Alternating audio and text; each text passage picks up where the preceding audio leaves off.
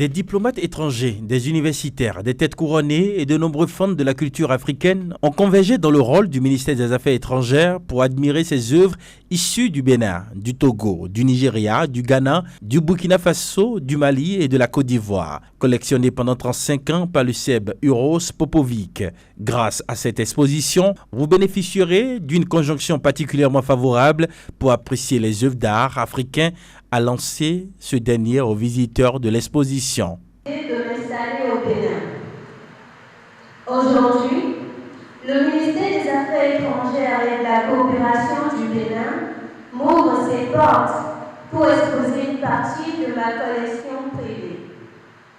Lorsque vous visiterez cette exposition qui dévoile les objets uniques du Bénin et de ses pays limitrophes, Mesdames et messieurs, exposé ici, dans ce lieu où est partie le 26 août 2016, la lettre signée par le ministère des Affaires étrangères et de la coopération du Bénin pour demander à la France la restitution des trésors royaux est un moment de grande émotion pour le collectionneur et amoureux d'art que je suis.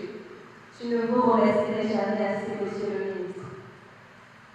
Je voudrais également remercier le ministre du Tourisme, de la Culture et des Arts pour son appui permanent et sa contribution à cette exposition. Je ne pourrai pas terminer mes propos sans remercier la Société béninoise de brasserie Sobebra et la Banque sahélo-saharienne pour l'investissement et le commerce BESIC pour leur soutien financier et la promptitude avec laquelle elles ont accepté de nous accompagner sur cet événement. Mesdames et messieurs, il y a un dicton qui a traversé le temps et qui nous enseigne ceci. Je cite: quand l'art parle, il revient aux ordres de se taire et admirer. Fin de citation. Je vous laisse donc admirer cette exposition et j'espère que vous repartirez chez vous avec beaucoup d'émotion. Se réjouissant d'accueillir cette exposition dans ses murs, le ministre béninois des Affaires étrangères et de la coopération, Aurélien Agbenochi, a estimé que l'art et la culture constituaient des besoins vitaux pour l'humanité. Il est soutenu par son homologue du tourisme et des arts. J'ai tenu à ce que cette expérience, cette halte de la chose culturelle se fasse ici, parce que la culture est non seulement le reflet de ce que nous sommes, mais constitue un vecteur extraordinaire du soft power, un puissant outil de l'action diplomatique. Lorsque le président m'a confié cette responsabilité il y a quelques années, il vous souviendra que lors de la présentation du PAG, je disais que la mission de mon équipe et de moi-même, c'était de porter le Bénin vers le monde, mais de ramener le monde vers le Bénin. Et au fur et à mesure que cette mission s'exécute, cette conviction, je la porte, cette conviction, j'y suis attaché plus que jamais. Nous avons, dans cette démarche-là, décidé, dès 2016, d'organiser ici, pour une durée de 2 mois, des cycles de 2 mois, des expositions en invitant des artistes connus et des artistes, le ministre de la Culture m'a dit de ne plus dire des inconnus, mais des émergents, pour présenter leurs œuvres. Et les ambassadeurs venaient voir. Et ça permettait aux artistes, surtout les émergents, de vendre 1 ou 2 œuvres, mais surtout de se faire connaître. Et je crois que tout ceci a permis à notre ministère d'utiliser ce que j'appelle le vecteur puissant que constitue l'art et la culture pour accomplir sa mission.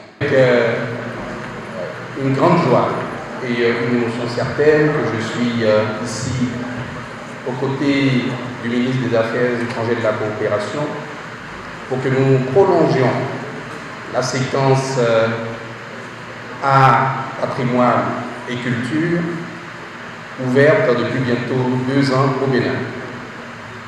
Depuis qu'il a été annoncé la restitution des œuvres, vous avez compris que nous sommes au Bénin rentrés dans cette ère de valorisation, d'appropriation et de révélation culturelle de notre pays, le Bénin.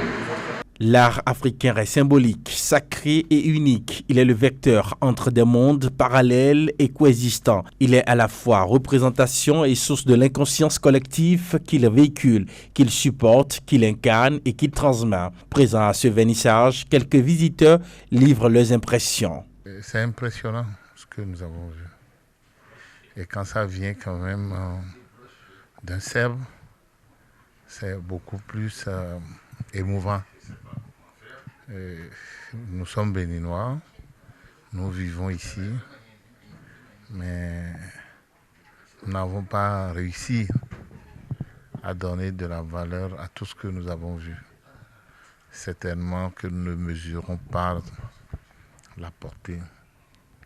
Je crois que nous devons l'accompagner et faire de ça notre chose pour que le meilleur. Ces objets sont d'une valeur